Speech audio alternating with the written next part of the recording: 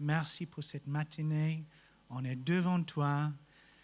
Merci pour la conférence. Merci pour toute l'organisation ici à Montpellier, à Nîmes, pour préparer pour cette conférence.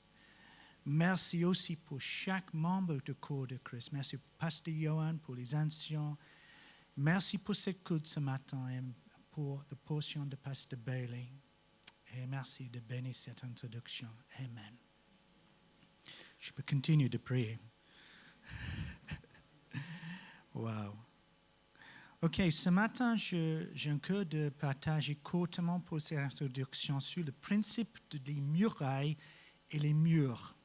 Et je vais rendre ça tellement pratique dans nos vies, mais je vais commencer de parler de les aspects de les murs sont vraiment pertinents dans chaque vie.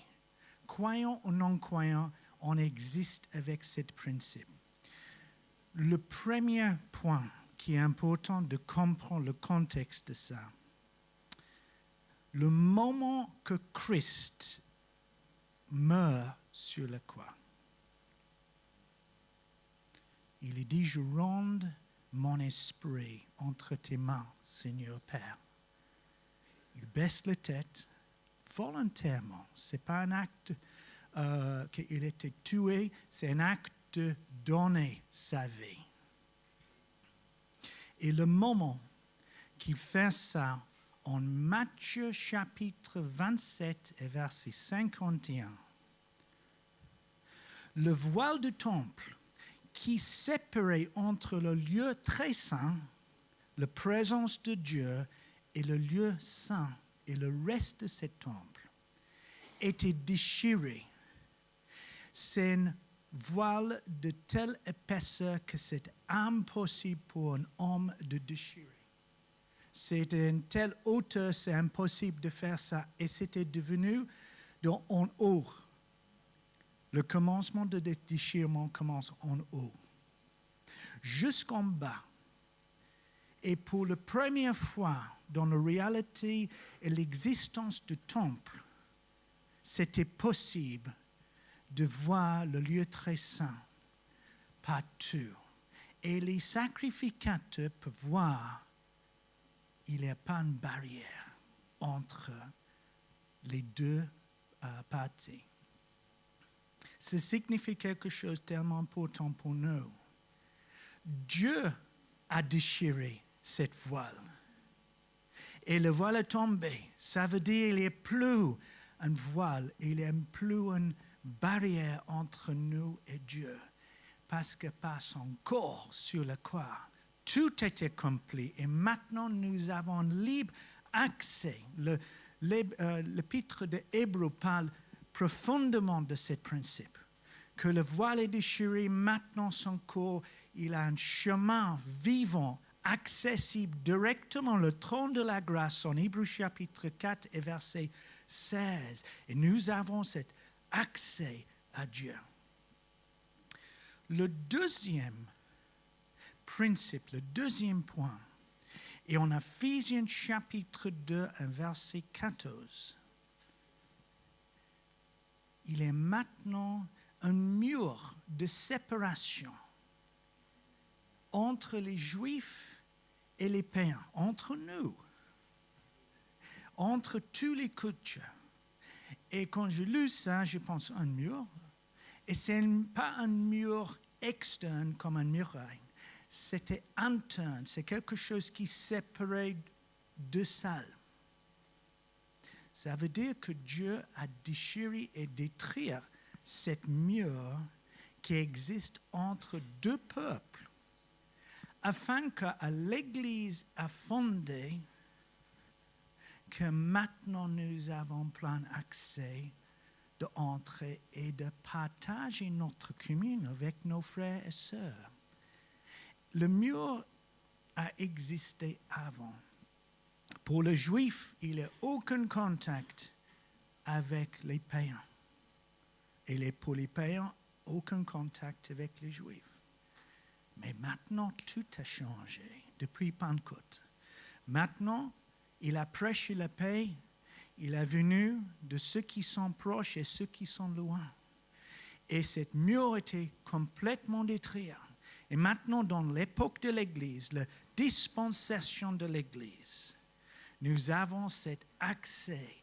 Et donc, il n'y a pas une barrière entre nous, pas une barrière de culture, pas une barrière de langue.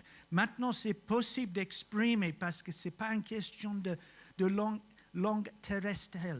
C'est une question d'amour. C'est une question de grâce. On est là, on parle peut-être dans cette salle, on parle plusieurs langues. Certains viennent de notre culture. Mais on peut comprendre l'autre parce que l'amour parle. Donc, il n'y a aucune séparation maintenant. Amen. Merci Seigneur. L'Église est maintenant pas une Église française, ou une Église suisse, ou une Église des États-Unis. Non, c'est l'Église mondiale. Et dans nos églises de la grâce, dans notre union des églises, nous avons une caractéristique. Plusieurs cultures, plusieurs nationalités dans la même communauté. Ça veut dire en Suisse, je comptais peut-être 18 nationalités. On parle français, évidemment. Mais on vient de toutes les cultures. Et c'est une représentation du ciel. Et on va voir ça vraiment au ciel avec le Seigneur. Ça, c'est une image en Apocalypse.